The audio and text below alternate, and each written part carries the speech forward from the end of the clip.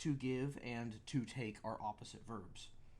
But if you take, yeah, noticed. Oh yeah. But if you take a sentence that uses a form of to give and change it to take, it not only it doesn't just make it opposite. It changes the whole dynamic of the sentence. So, but because of how different give and take are. Like, for example, I will read to you the lyrics of a song, and this song typically uses a form of to give, but if you change it to a form of to take, it just completely changes what the song means. So I'll read you these lyrics. Did you hear the one about me being a punk? Did you hear the one about me being a drunk? Did you hear the one about me losing my nerve? Or how I'm just another sheep in the herd? Did you hear about the money, how it made me change? So funny to me, all the time that they waste. Did you hear the one about me taking a shit? 'Cause if I ever did, I don't remember it.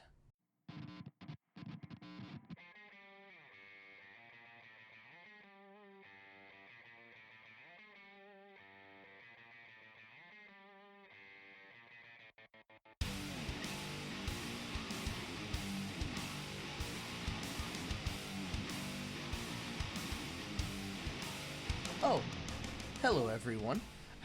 I wasn't expecting you to be here. You may or may not know this, but I'm Sean. Unfortunately, Yes, he's right. Unfortunately, I And,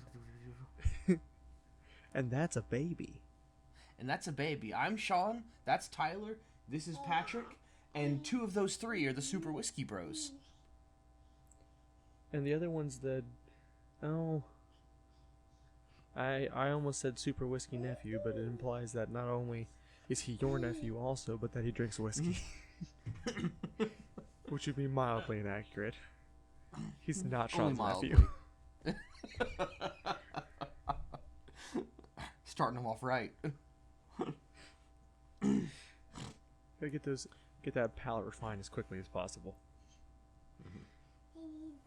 Speaking of having a refined palate, I'm going to talk about my whiskey first today before we even bring up our topic. We normally bring up our topic and then jump into the drink, but I'm so upset I have to do it right now. Thank you for making that noise. So I grabbed... I thought I'd try something different, and I thought I'd try something specifically that I hear a lot of people talk about, and I've seen a lot of different places, and heard a lot of people say this is a good one to get. And so I went to... excuse me, my local liquor store and bought a bottle of Glenfiddich 12. I hate this. Really? I hate this. This is my least favorite whiskey. Replacing my previously least favorite whiskey, Monkey Shoulder. This is number one. My least. I have trouble drinking it. I've poured myself 3 shots of this total. The first one to take a shot of it to see if I like it. The second shot to say, surely I didn't hate this. And this one right here that I'm staring at that I'm considering not drinking. Mm-hmm. Really? That is... I think Glenfiddich 12 may be... It's definitely in my top 3 scotches. It's in my bottom 1 of everything. It's so sweet. It has the strongest... Patrick, please. Let me describe the notes. It has the strongest vanilla, I want to say, flavor. I don't like anything about it. Mm-hmm. There are no redeeming qualities. And I don't like smooth whiskey, I should say. I don't like smooth whiskey. I'm okay with it being smooth, but I never like, oh good, that was smooth. I don't care. It's something about the sweetness and the vanilla flavor and the smoothness just completely turns me off to this drink. I can't drink it.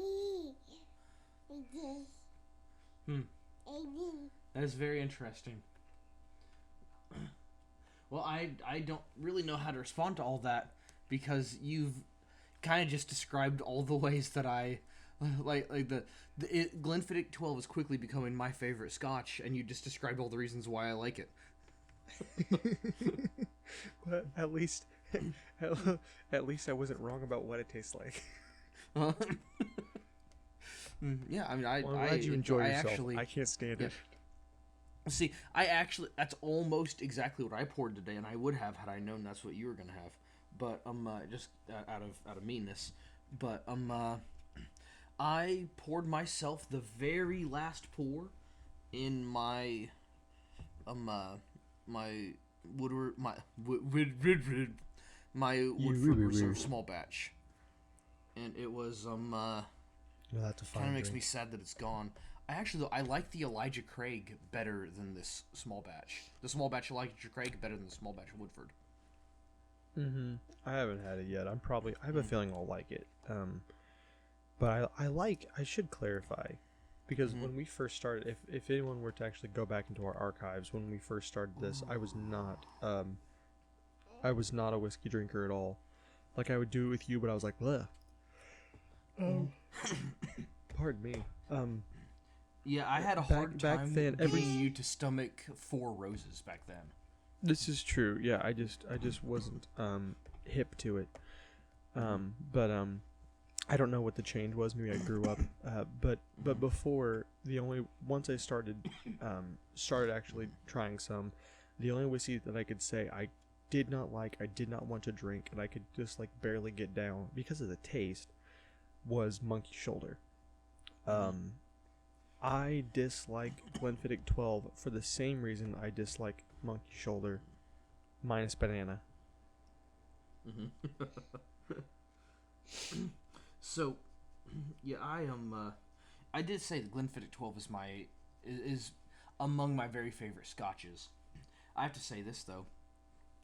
I love Scotch. Scotch is beautiful, but I've discovered that I am a bourbon guy. Like, bourbon is it for me. Okay, so here's the thing. I haven't been like drinking, other than like keeping whiskey around the house. I haven't been doing it long enough for me to really like do what you've done, which is and what most people who actually care have done, and that's really separate into like, this is my favorite Scotch, this is my favorite that, whatever. I'm still kind of keeping it in all the broad terms in my mind. I'd have to sit down and really go through everything that I've tried to separate the way that you've already done. I couldn't be like, oh yes, I'm more of a bourbon man. I don't know. Well, see, I've already sat down to the point that Glenfiddich is my favorite Speyside. I like it better than the Belvani, whatever it's called. Oh, you're out of your mind. Oh, you're out of your mind.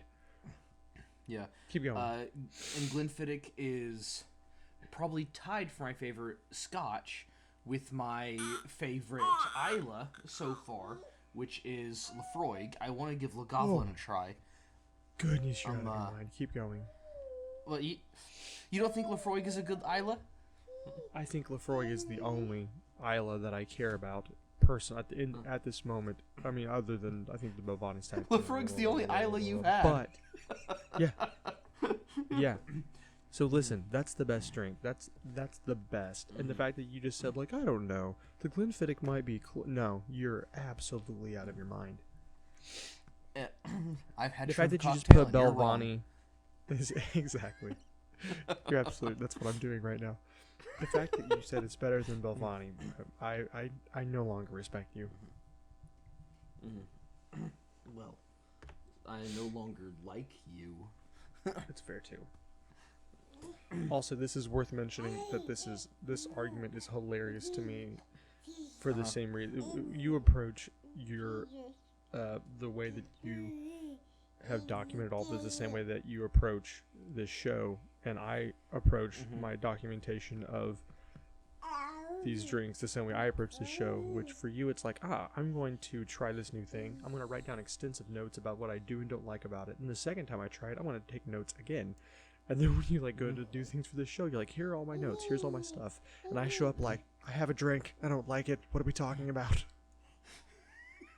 You sound like freaking Martin Luther King Jr. I have a drink. I have a drink, and I don't like it. What am I talking about?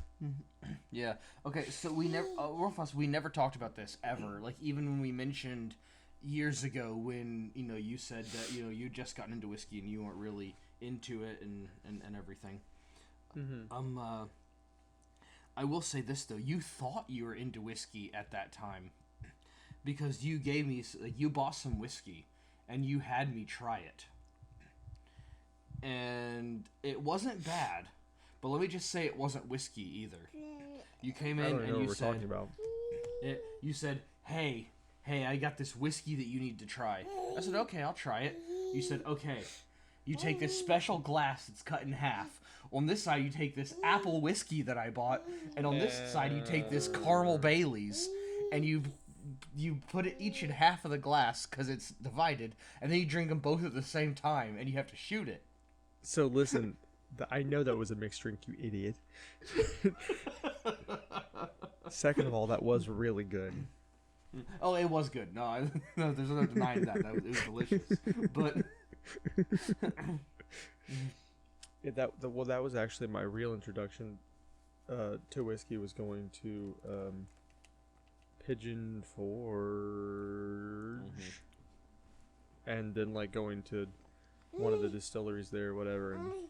What I walked away with was like, they have touristy whiskey, which is like, this is the apple, this is the caramel, this one tastes like Fireball, but it's not. And I was like, oh, that's what whiskey is. I no longer think this way. Well, it's hey, like, what are we talking about today? Oh, today we are talking about possibly Game of the Year 2019. Should be little indie game. Yeah. Well, oh man, the thing is though, it could be Game of the Year 2019 if it wasn't for the fact that also, that same year, Sekiro and Doom Eternal came out. This is true, but I will say Doom Eternal was good. I liked Doom Eternal. Great game. Eternal. But obviously we both like Doom Eternal for shockingly different reasons than we like Blasphemous. Because, oh my goodness, they're just so different. I definitely think I like Blasphemous better than Doom Eternal. And don't smack me, I haven't played Sekiro. Well, let's just say all the reasons why we like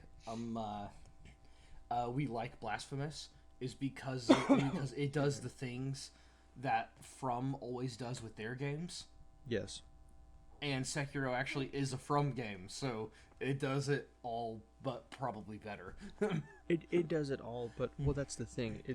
I think the reason why I'm confident or comfortable distinguishing in saying I like it better is they're so shockingly different. The simplicity of Blasphemous in comparison to a game like Sekiro, and still being as entertaining as it is, makes it more unique and fantastic to me. It also has an extremely different atmosphere too. If you don't like Japan, then Blasphemous is better for you. If you hate Japanese, if you're a raging racist, if you hate Earth, Blasphemous is good because it happens in a whole new world. Ah, like Aladdin. No, wait, no, that's just a song. Keep going. If it were a Brave New World, it could have happened in Aldous Huxley. Ah. Well, at any rate. You trying to get Daddy's headphones, you weirdo? Well, that's it. That's all we wanted to say. Yeah. All right. Good night, everybody. So. Okay. Yeah. So the reason why we wanted to talk about Blasphemous today is because I'm sure you guys think, like, other than we're absolutely simping on H.P. Lovecraft, C.S. Lewis, and J.R. Tolkien. Yes. And so you guys, but besides those particular guys, you guys are probably thinking that they like those three guys, and they absolutely crap on everything else. They're not wrong. They think that. Yeah. So we kind of want to talk about something that wasn't those three things that we also weren't going to crap on. Patrick, just because we're talking about being Sims doesn't mean we're total Sims. No, I'll tell you what happened. His mom walked right through the light, right when he was looking in that direction, and he got a good look at her, and she just kept walking and didn't come pick him up. Patrick, if it makes you feel better, I also cry when I see Brooke. Mm. Tyler also cries when he sees you. Oh, all right. I can't pick him up. She can't pick you up, she said. I mean, she probably could. It would probably you might like strain a muscle, but I mean, like I'm not like that heavy. Yeah, like, but she couldn't like tote you around the way she does Patrick though. That's for sure. Not for as long. Not for as long. Mm-hmm. And it'd be a little more awkward. In both, how you doing? In both the caring style and just general atmosphere. Yeah. All right, back to the game though. Yeah. So this is a Spanish studio, and I didn't realize how much influence they took from. Do I just want to say Spanish culture? Oh, Catholicism. That's blatantly obvious. It's a lot of Spanish culture because of Catholicism, and then I didn't realize until you told me that. I mean, a lot of the art's based on Goya, and that sort of thing. Once I realized that was the case, I was pretty impressed with the amount of, because I mean Catholicism is deeply rooted in Spanish culture. So they drew a lot from that, which I find very interesting. It's the first time I've ever seen a game made by a studio in a different country that was like, we want to make a game that's inspired by our culture, that I wasn't immediately like, well, this is garbage. They did it very well. It's not the first game, because the first game to do that was Kingdom Come Deliverance. And that game was fantastic. Yeah, I don't know what you're talking about, but I believe you. Kingdom Come Deliverance was is a guy that made a game about 13th century Bohemia, and he's from Bohemia. He's from the 13th century. Yeah, he's from modern day Bohemia. But now I have to talk about how fantastic this guy is. People were complaining, and they said, "Hey, your game is fine, but try not to be as racist with it as what you're being." And he said, "What do you mean?" And he said, "There aren't any black people in it." And he said, "The game's about 13th century Bohemia." They said there really weren't any black people to speak of in Bohemia in the 13th century. And someone linked him an article showing how like there were black people in medieval Europe. But it was a thing about something different. So he responded with, "I don't see how an article about 14th century France has anything to do with 13th century Bohemia." And they still just started like yelling at him, calling him names and stuff. And then he responded with "Hey everyone, I'm changing my game. This is the new protagonist for Kingdom Come Deliverance." And he pulled up a picture of a black American football player in full kit.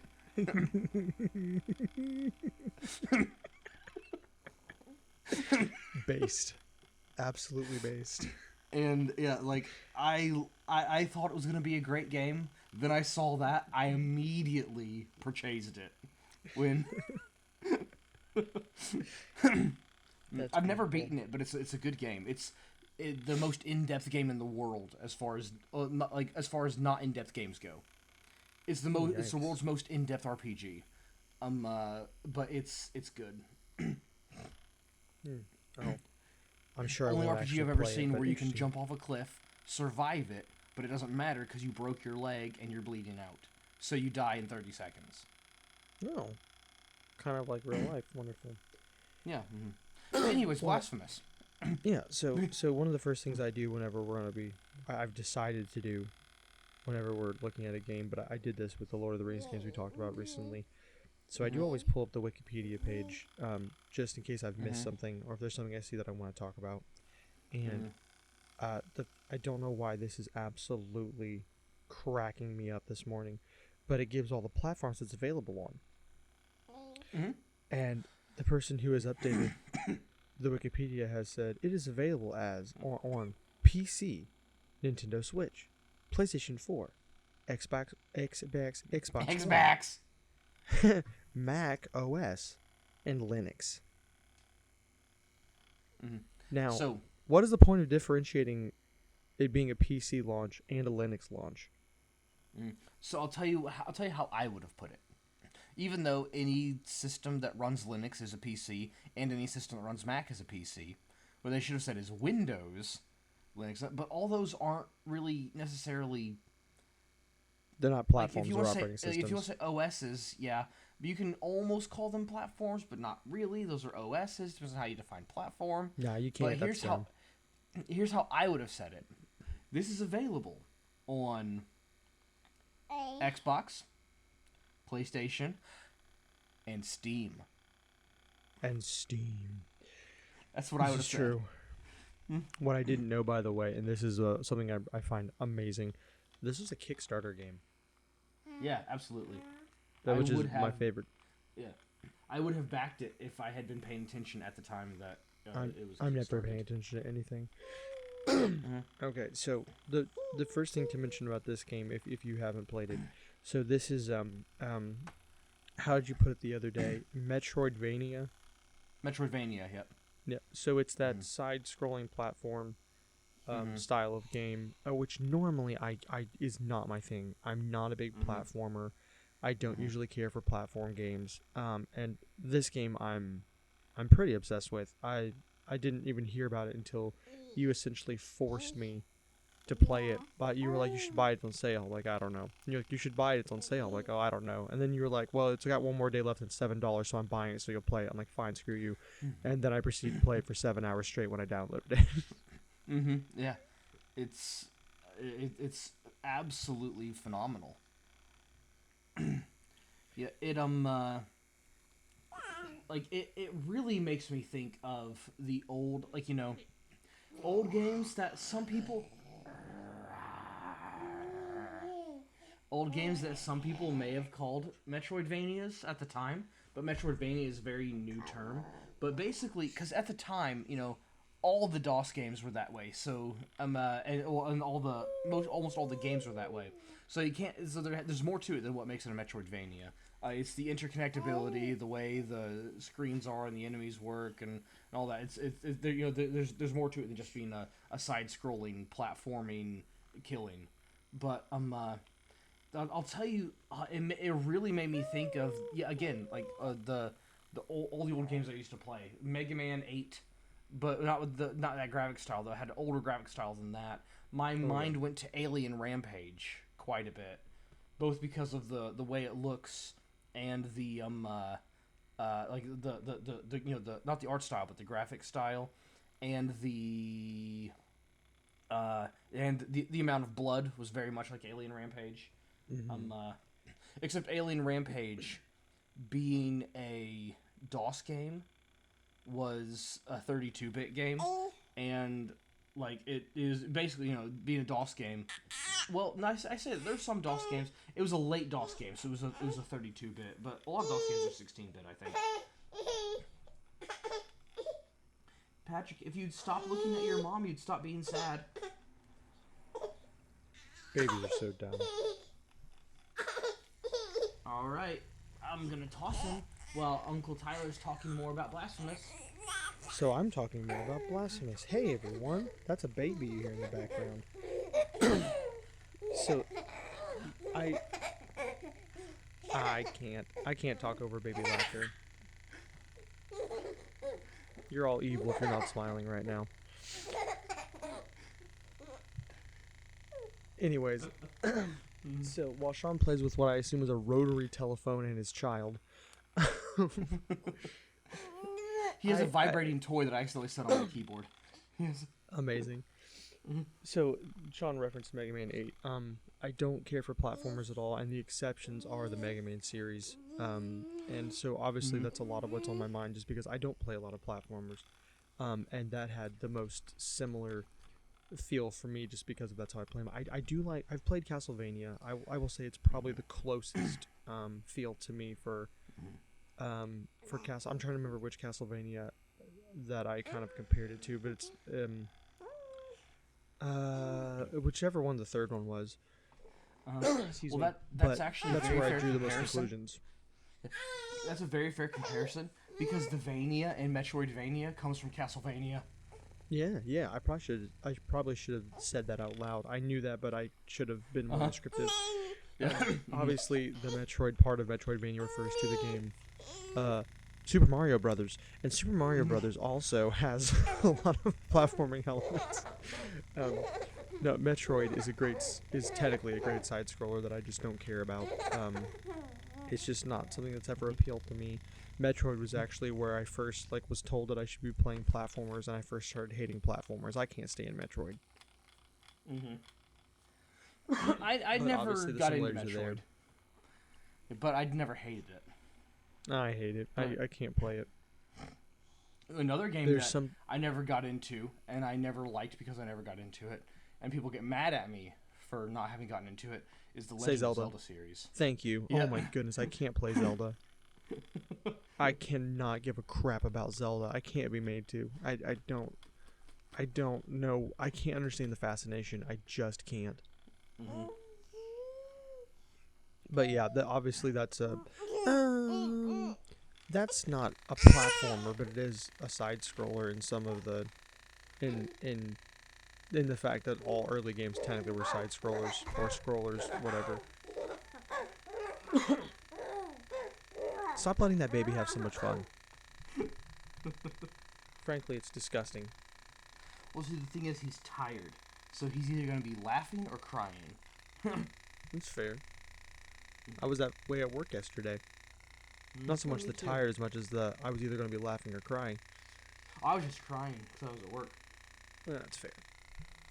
But yeah, so the combat system in this game is very simplistic, but I mean it is a platform side scroller. I mean when you start off, you pretty much have your basic attack, and you pretty much just have your run lefty lefty, run righty righty, and jumpy jumpy, and that it starts off that way. But they managed to put a lot of really cool elements into the game through the like the rosary bead pieces you pick up. The abilities, your special abilities that you get to start using. They managed to make it enough in depth to appeal to a modern market, I should say, because obviously if you didn't have those extra elements, the game would be much less interesting. It's one of the few times that I felt like those extra things in a game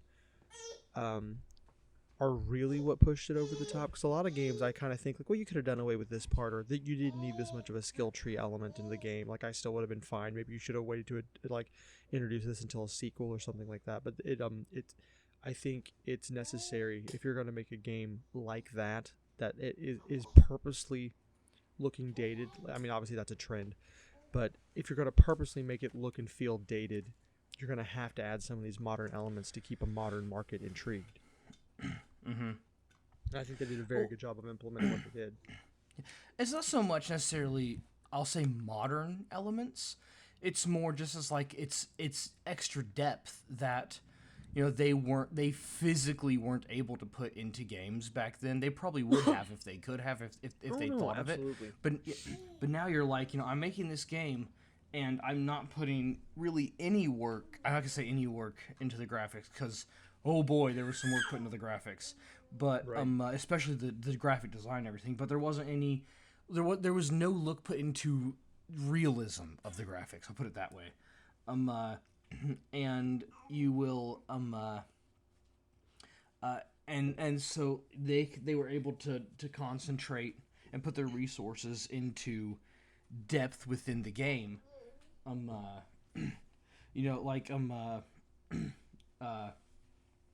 It's like when people talk about sandbox games, they said, yeah, this game truly is a sandbox because it's, a mile wide and 2 inches deep.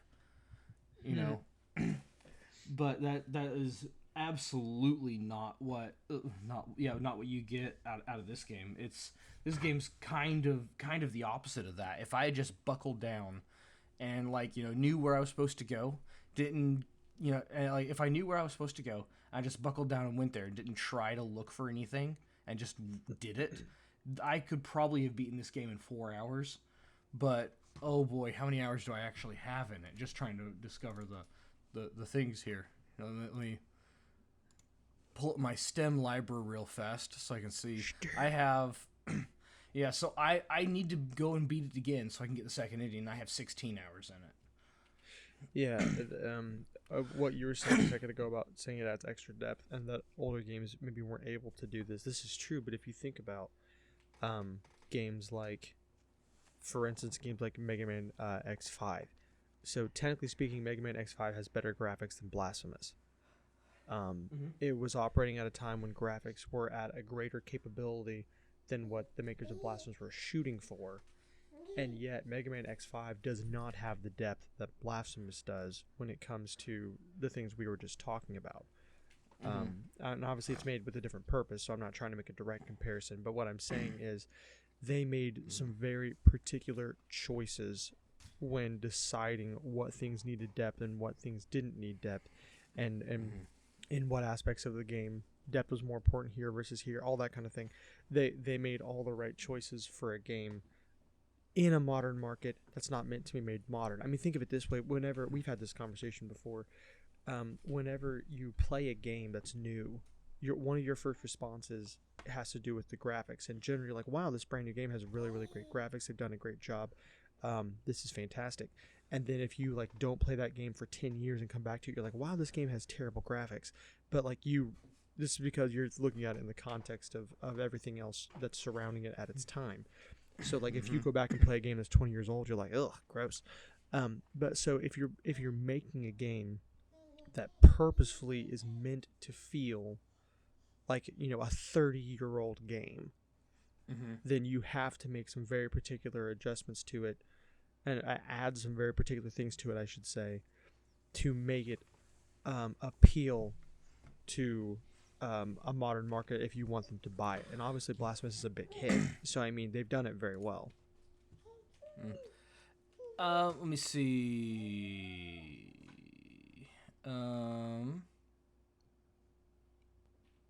Sean is Googling. I'm trying to find it. He's going to Google. He's going to Google. He's going to Google. He's going to Google. I wrote down how many sales the game had, because it was fewer than it. It was fewer than it should have been. 100 million. But I can't find. I wrote down the other. I wrote down how many sales the other two games had that had my contender for Game of the Year, but those don't matter right now. The only thing that matters to me in the entire world is that Nintendo World Report gave this game a 5 out of 10. Well, it's Nintendo. Yeah, they suck. At the beginning of this year, they reached 1 million players, 1 million sales at the beginning of towards the beginning of this year. Yeah, and just there's physical copies. Why didn't anyone tell me about this? There's physical copies. Sorry, keep going. Well, there has to be physical copies. No, there doesn't. Never mind. It is an indie game. It could be digital. And there definitely does not have to be physical. It's for console, but I forgot. You no longer need physical consoles to play a copy. You're an idiot. Whoa, that was that was rough. What I just said. Okay, yeah, 1 million copies. Which, by the way, the other games, 3.8 million for Sekiro and 7.5 million for Doom Eternal. So I mean, as far as the games of the year went, which by the way, do you know what game sold the most in 2019? In 2019? Is that when Animal Crossing came out, or was it 2020? I don't remember. I was going to say either way, but since you said that, either way, it wasn't Animal Crossing. I'm going to say it, and you're going to say, "Oh, duh, of course it was," but that doesn't count. Minecraft. Modern Warfare. Oh, well, yeah. I mean, yeah. But anyways, I loved that. I loved that game, and also there's zero chance that I would ever set its Game of the Year. I would never say a Call of Duty game is Game of the Year. Yeah, I don't think there's ever been a time when, except for maybe like the first one, there's never been a time when Call of Duty deserved Game of the Year. No. Potentially the first one, because it was probably, there wasn't too much of that going around at the time, but no, you can't say everything that's rebooted every single year Game of the Year. Well, we do have Wounds of Eventide. Has that come out yet? It hasn't, has it? I don't know it. It's they announced. I'm looking at my stuff here. The stuff that I wrote down my notes to talk about. They released a 2-minute video to announce the DLC, and that was at the end of August of this year. So I didn't know if it was out yet. I haven't done my research on that. 2023's Blasphemous 2, Wounds of Eventide, December 9th. Yeah, so we are quickly approaching a DLC I'm very excited about. And obviously we have Blasphemous 2 in the works, but that's a ways away. Oh, this is going to be purty. Oh yeah. Very very jacked, as the kids say. It will be lit. But yeah, now we're rambling and we're just fanboying for no reason at all. Okay, so talk a little bit about the games. Yeah, we talked about the gameplay.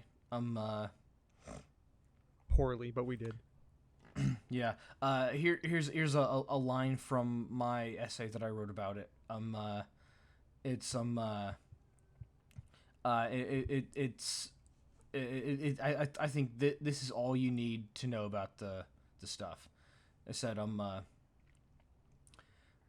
for the most part, the controls succeed beautifully in allowing you to pull off combos that make you feel like an absolute bamf, and some of the sickest, literally and figuratively, finishers in all of video gamedom.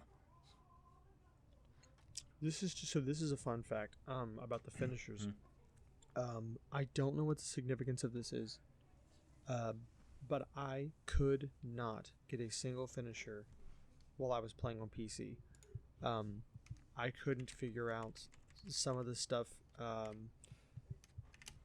don't really exactly know why, but I think there's a problem. I think honestly I have a problem with the controller I'm using for the PC. I'm not sure, but I went ahead because it was on sale for like a couple dollars for PS Plus members on PlayStation. So I said screw it, I'll buy it for PlayStation, and I started another playthrough downstairs, and then I did not even know they were finishers because there weren't even prompts for them when I was playing on PC. Didn't do a single one the first time, and the first finisher I did, I was like, okay, this is it. This is the greatest platformer of all time. I'm completely hooked. That was like the extra thing that like pushed over the edge for me, because I mean obviously I'd played through the game for like 5 hours or 6 hours and hadn't even seen the ability to do a single finisher yet. They're pretty fantastic. The first time you grab somebody's shield and beat their head in, I was like, yeah, let's go. This is what I wanted. Okay, so I was going down and I was reading my essay. I completely forgot how funny I am.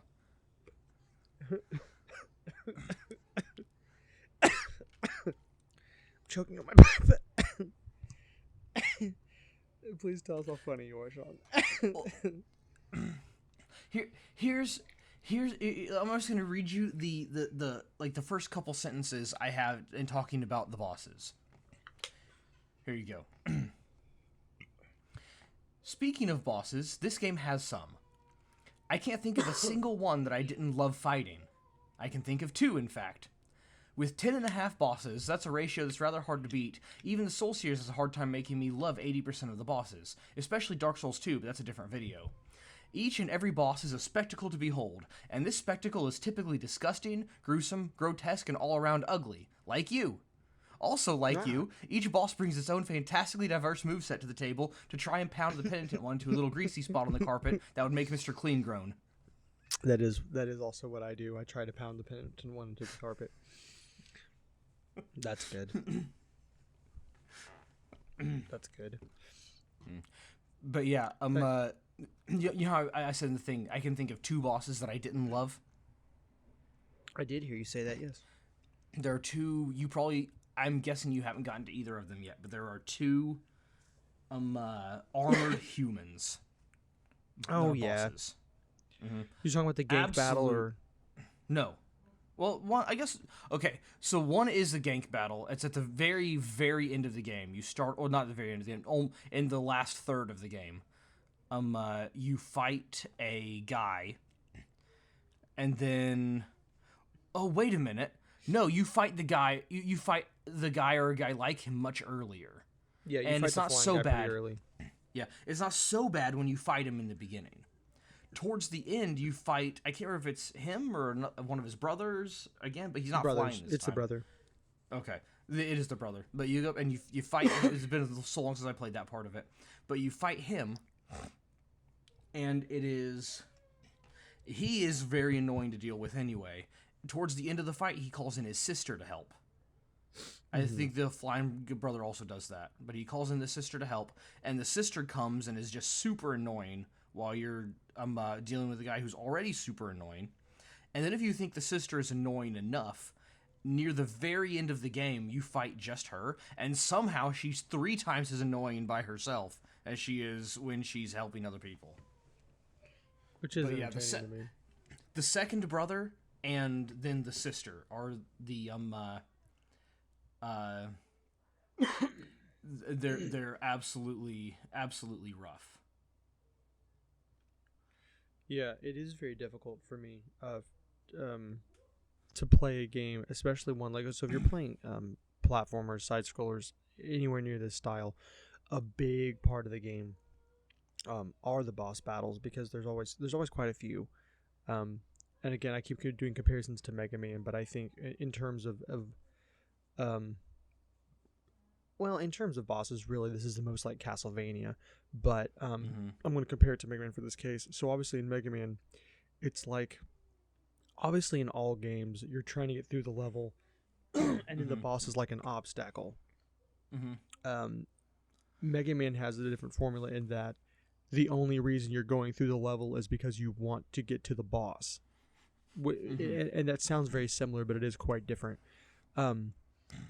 Blasphemous was definitely made in a way that you're going from point A to point B and the bosses are obstacles, but it gives you that Dark Souls feel to where you're like, I can't wait to get to this level to fight the boss.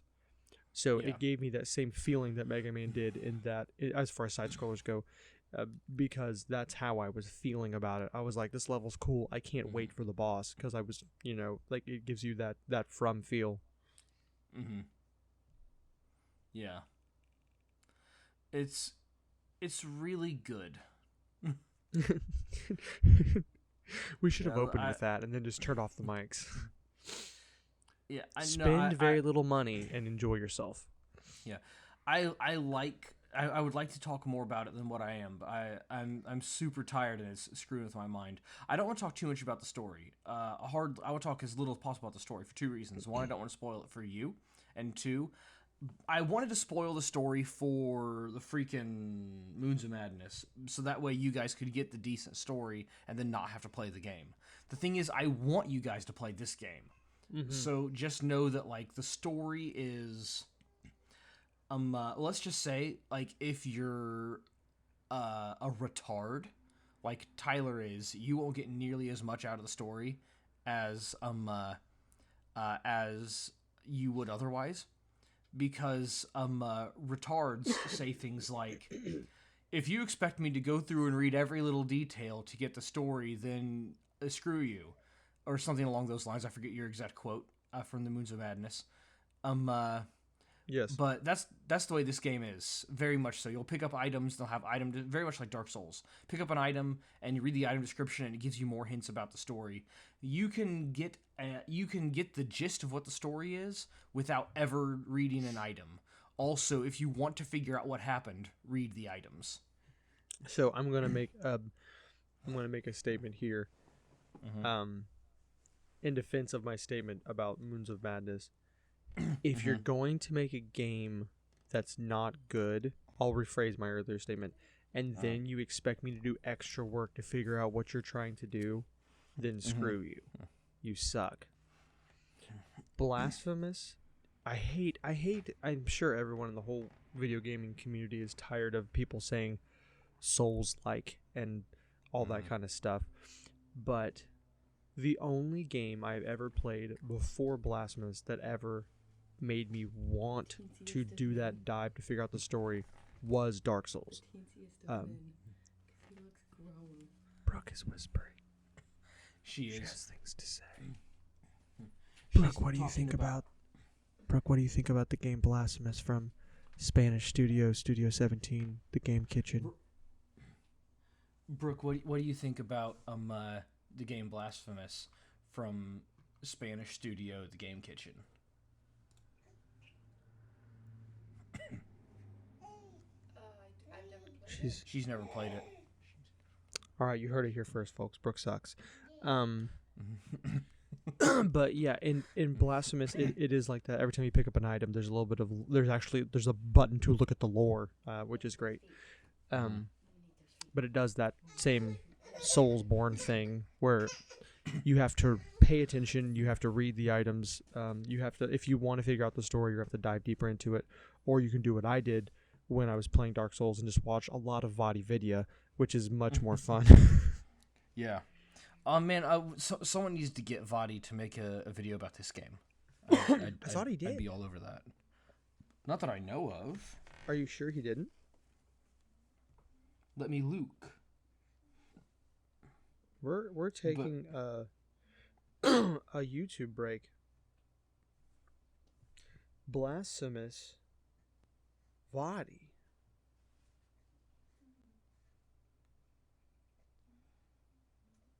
No. No Vadi videos about. No Vadi videos about Blasphemous. I was hoping he had. I really didn't assume, or I just assumed, I should say, because this is right down his alley. Although, did you see his video about the new 15-minute gameplay trailer? Goodness gracious! Oh yeah. Just making sure. The length of time that man can talk about no time at all is amazing. I love it. You should also watch Zuli the Witch's video about it. She looks into different things than what he looks into.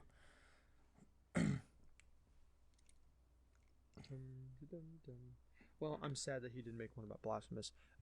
That's unfortunate. I don't want to go on a tangent about Elden Ring, but I'm excited about that too. Keep talking about this. I am quite excited about such a game. But yeah, of course, I love this game also. Hey, before I forget to tell you this is not at all related to anything in the entire world, but download Splitgate. Okay. Is this? I don't know what that is. It's free. Oh, well then I'll take it. Yeah. And it plays like Halo, but also has portals that are just like Portal. Well, it has a 7.1 out of 10 on IGN, and 94% of users like this game. It's free to play using the Unreal Engine 4. Okay, I'll quit talking about it, but this does look interesting. It's very fun. But anyways, there is that's all that is with the story. Okay, so here's the only details that I gave about the story. In my I'll go back to my essay because I already wrote it. Why can't I just reference it? I would. So here's what I said, and I am sticking to it now because I still agree with it. I said, I don't want to go into any details, as part of what makes the game so much fun is discovering all the pieces of the story. So I'll just say that your mission is to locate the Cradle of Affliction, and in order to accomplish that, you must perform the 3 humiliations, which involves killing bosses for some reason. For some reason. That pretty much sums it up. Yeah. Well, I'm glad we talked about that. Excuse me. Yeah, also, so for the record, you mentioned not wanting to spoil the ending for me. So in my desire to want to be able to talk about this game, I went ahead and spoiled the ending for myself, and I won't ruin it for everyone here. But this has one of the most beautifully bleak endings to any game. And technically there's a good ending and a bad ending if you want to think about it that way. And they're both bleak. They're both so bleak. It's incredible. That's my favorite. It is very Roman Catholic of them. In a way. I mean, technically speaking, Roman Catholicism shouldn't be bleak, in that the ending of whatever is not technically bleak, but that at the same time, the time frame that this is set about for Roman Catholicism is very much like, well, you're hurting. That's good. And I just I like that reflection. It's funny. Yeah, it makes me. It's think ironic. Yeah, it makes me think of a funeral chant. In Latin. It means in English, "Merciful Lord Jesus, grant them rest." Well, yeah. In Latin it is Pie Jesu Domine Doma Eis Requiem.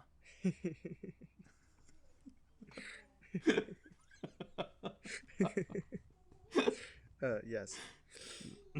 That is correct. Oh, hey, have you made it to Blue Rose Waifu yet? I've seen it. I haven't made it there, but in my research to be able to talk about it, I have. Yeah. I mentioned her not by name, but like I brought up the fact that there are people like her in the game. Because I had to. Because when I was watching her cutscene, which by the way, she has a cutscene. Okay, haven't seen that. And while I was watching, you'll get there. She's hidden. Like, so if you just play through the path, you won't find her. You have to go into a side path and go off on tangent to find her. But if you find her, but if you do find her, you walk up to where she is and it plays a cutscene. And the whole time it was playing the cutscene, in my head I was going, do do do do do do do. So that's beautiful. I'll keep that in mind when I'm doing that. It was fantastic. There's a side note I was about to say here. What in the world was it? Now I'm losing my mind. This game does something that most games do not do for me, even when they're trying to be this way. Arouse you? Arouse me. Most games do that.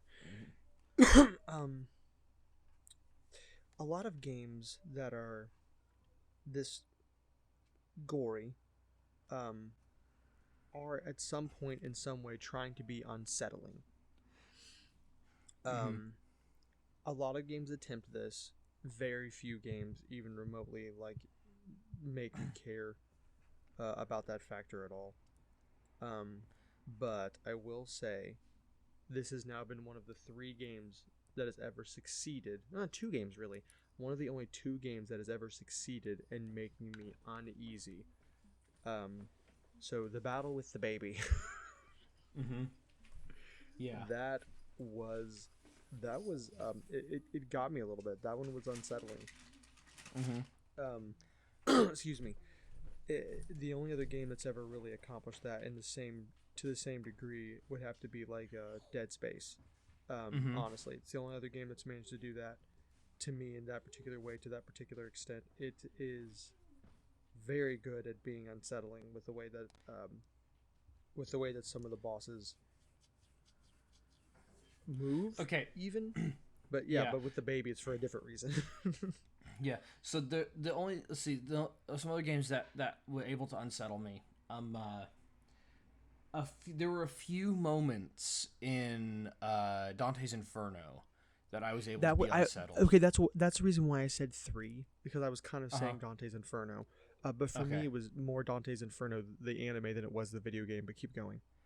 Okay, so the video game. Here's the only things that unsettled me. I think they wanted the babies to be unsettling. They weren't. They were just kind of funny.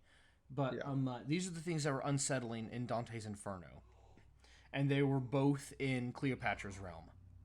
Fair. And that was the freaking vagina snakes. The vagina snakes. And when you actually fight Cleopatra, and she backs way up and sticks her boobs out, and all the babies start coming out of holes in her nipples. It was very strange. That was let's. You're like it was unsettling because it was weird.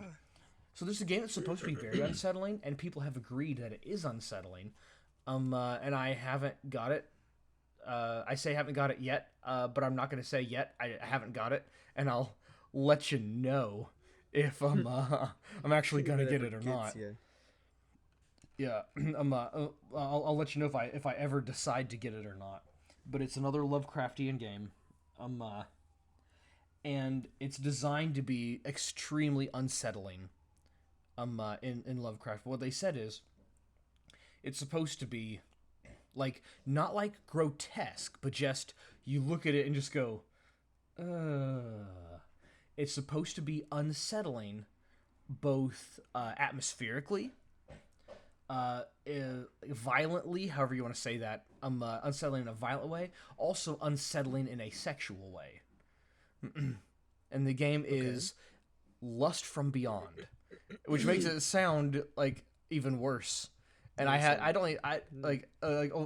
the one hand, I'm like, it's a Lovecraft game, I gotta get it, and it's unsettling. On the other hand, I don't want anyone to look at my library and see a game called Lust from Beyond. I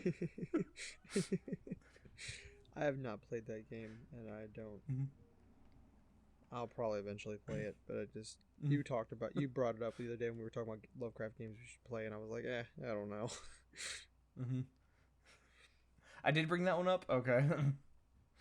Yeah, but only like I think is when we were just going over the list of all the games that we should play. Like almost as we were like, okay, this one, this one, this one, this one. It wasn't like you stopped and talked about it. Mm-hmm. But yeah, this game manages to be unsettling.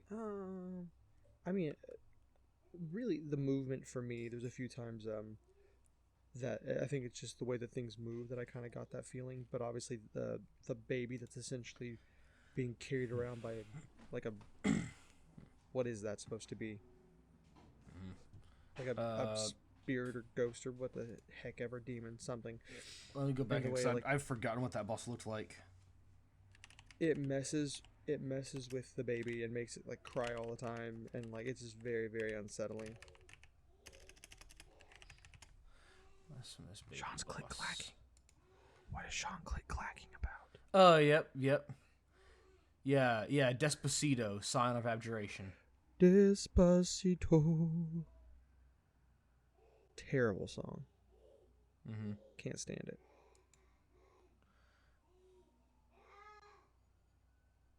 Anyways. Okay, so that weird scorpion head thing. Mm-hmm. I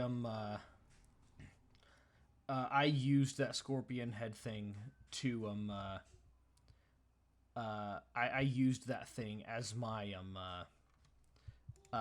because you can deal damage directly to that head and kill the head and kill it that way very quickly. That was my way of like really dealing with it. Is I had the move that just dropped lightning right down on your head. I got the boss to curl around, so I was standing under the head, and then I would activate and call down the lightning and just drop the lightning straight down on top of that head thing. Just you can demolish it with that. I've actually watched like a playthrough. Excuse me. A boss playthrough of a guy who essentially took 0 damage on all boss fights. And it was shocking how good some people are at platformers. I think he's doing the exact same thing you were describing. Now I'll tell you what, there's something that I discovered, and that was if you use the first miracle you get, or the miracle or the prayer. I don't remember what they're called, but either way, I think it's a prayer. It's a miracle. The first yeah. Let me see. Pretty sure it's a miracle. Prayer. The spell attacks are prayers. What are the miracles then? I don't know. That's an attack in Dark Souls. But the miracle is the overarching good guy bad guy concept of the game. Oh yeah. But yeah, they the first one that you get is those spinning wheels that go along the ground. I found out that of course each one can hit an enemy multiple times, and if it's on a small platform, they won't hit the edge and quit. They'll go until they terminate, but they'll just keep circling around the small platform until they're done. Amazing. And that boss where it's the 3 floating women. Oh yeah. I would wait until like 2 of them would get next to a small platform. I'd jump up onto the small platform and smash that miracle down, and the thing just kept spinning around the platform with them sitting there, hitting both of them multiple times over and over again. I took out a full third of their health with one prayer. See, Like I dropped it twice, hit them two or three times with my sword, and that was it. I hate gank bosses. I've never liked them. I've never been good at them, and so it just annoys me. Hey, remember like a year ago when you said your favorite Dark Souls 3 boss was the Abyss Watchers? It is though. See, Dark Souls is the exception to everything. It's the exception to how I'll accept stories or even put into freaking games. Sometimes things are just good. Speaking of gank bosses, every or possibly almost every, I can't think of one that doesn't do this. Boss in Remnant. It's a boss, and there will also be random mobs that spawn in to the boss. There are a few of them that they're slowly and constantly spawning in. Most of them, they have a set time when they spawn in. So if you can real fast go and kill them after they spawn in, you don't have to worry about them again until the next spawn. Mm-hmm. But the reason why it's so cool that they have that there is because, or why it's important to the fight that those mobs are there, is because killing those mobs will drop ammo for your guns, and you would run out of ammo fighting the boss if that didn't happen.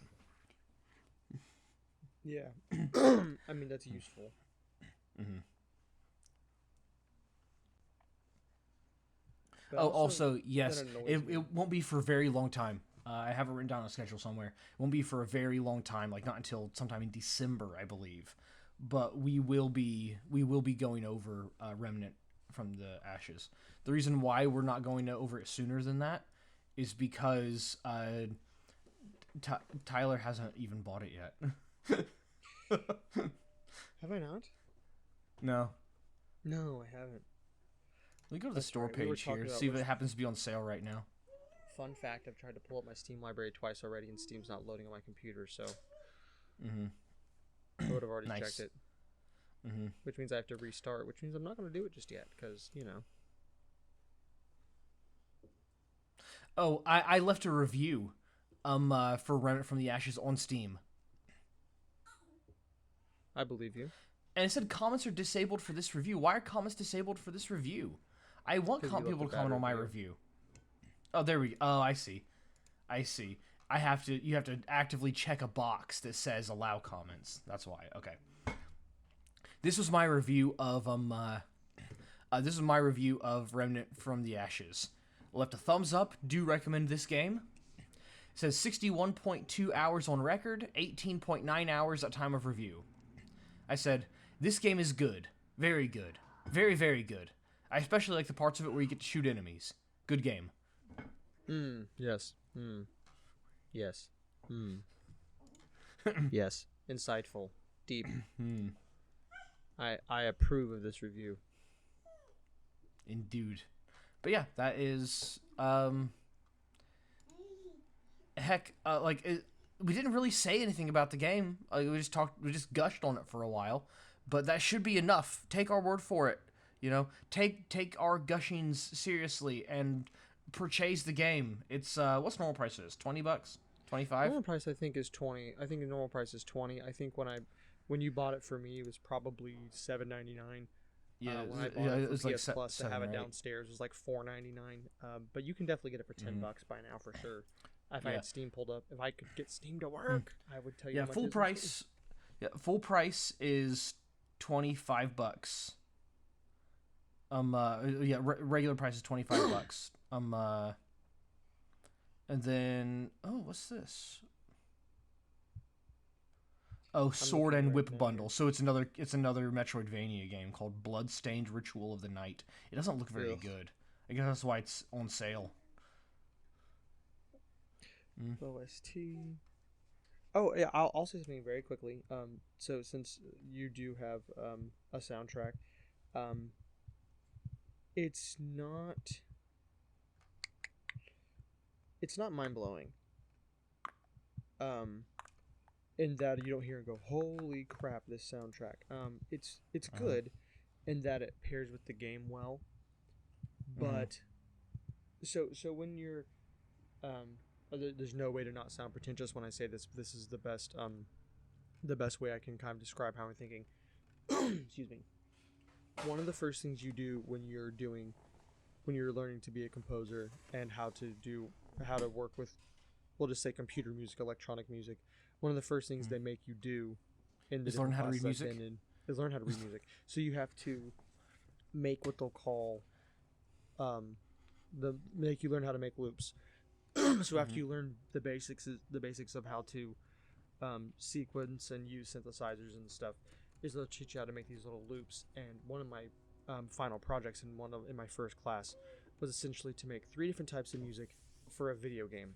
There's like what my teacher specifically said, make one that sounds like you're exploring an area, make one that's like you're in a shop, and make one like you're in a boss battle.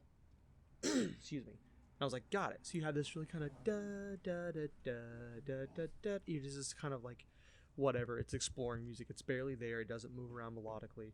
And then you're in a shop. You're like dun dun dun dun dun dun dun dun dun dun dun dun dun. You know, it's just like it's a little more upbeat and it's really happy sounding because you're in a shop because it sounds like Pokemon. And then your boss battle's like da da da da da da da da da da. That's what this game is to me. It's still a good soundtrack, but it kind of is just like there for the heck of it. I don't know. Maybe it's just because it's the style of game that it is. It's well done. I'm not downplaying it, but it's just like, yeah, there's music.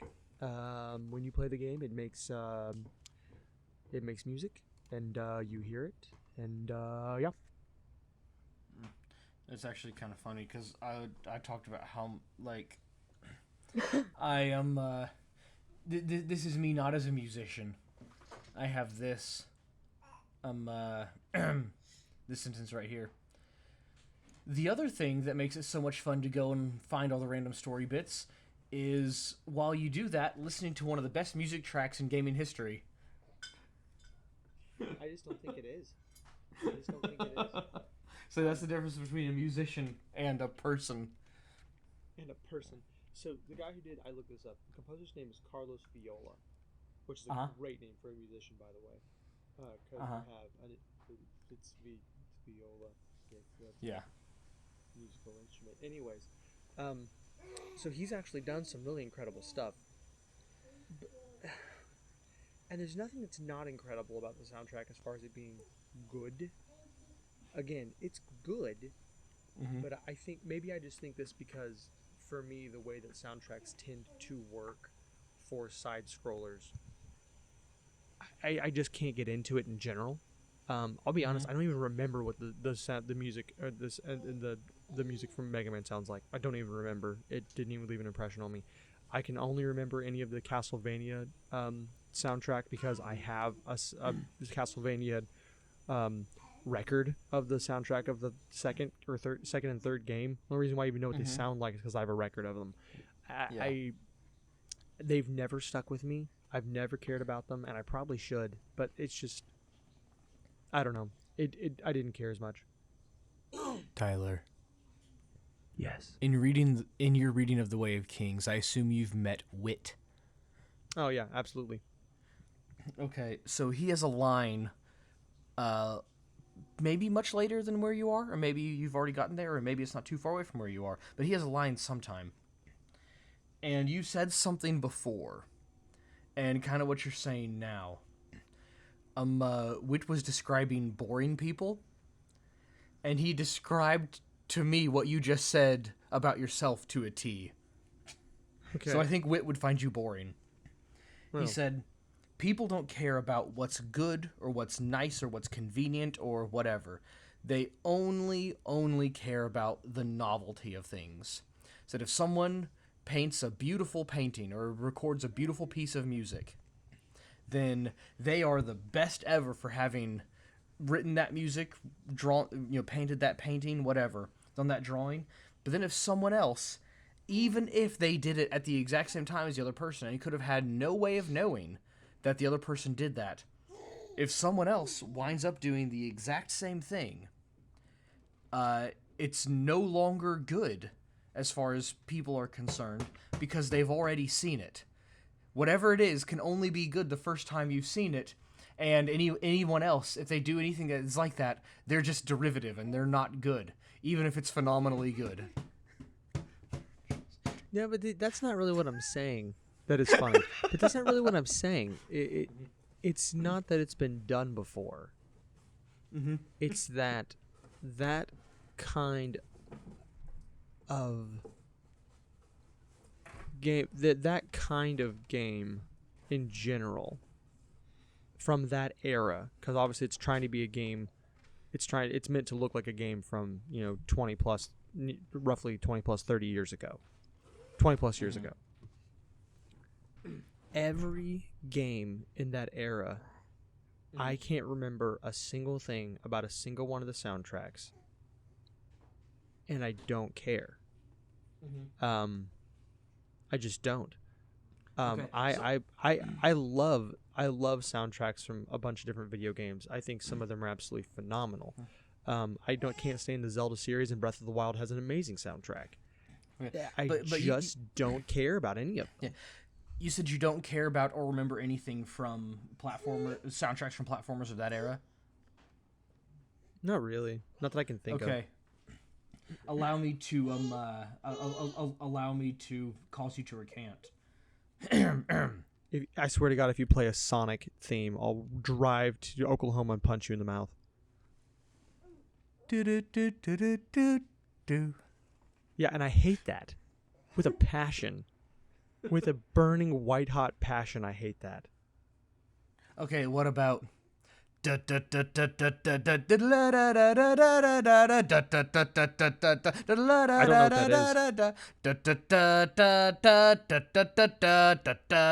what that is. Really? I have no clue what you're doing. That is the music to every single boss from Sonic 2. Yeah, no clue. Did not remember a bit of that. Really? Yeah, no clue what you're doing. I can't stand platform music. And I only recognize that first one because people have been doing covers of it on basses for like 30 years, and it makes me want to hurt them.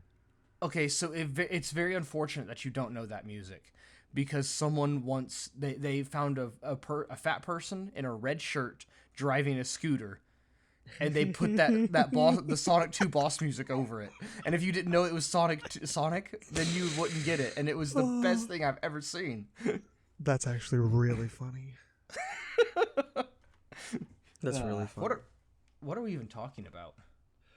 We were talking about soundtracks, and I think I only brought up the soundtrack briefly to be a jerk about it, which I shouldn't have done. But honestly, I think we're done. I think if we talk anymore, we're just gonna make this worse. Yeah, it's bad enough as it is. So yeah, play the freaking game. Yeah, play it, buy it, purchase it, buy 2 copies and stuff one up your butt. Yeah, if you like Moons of Madness, pirate it, play it, hate it, move on with your life. This game, don't even buy it on sale. Spend more money on it. Give yeah. Do what I've done. Make Sean buy it for me once and then buy it again. No, Patrick. No cables. No, Patrick. Eat them. They'll make you strong. Don't listen to him. This is how Electro was made. You'll become Magneto. Patrick, eat them. But anyways, how dare you stop your son from having superpowers? Well, I don't have superpowers. It wouldn't be fair. No, you make a good point. But yeah, so yeah, that's all we have to say, and I think the only fair thing to do is to cut the podcast off dead in the middle of a sentence. Well, I don't know why in the world we would do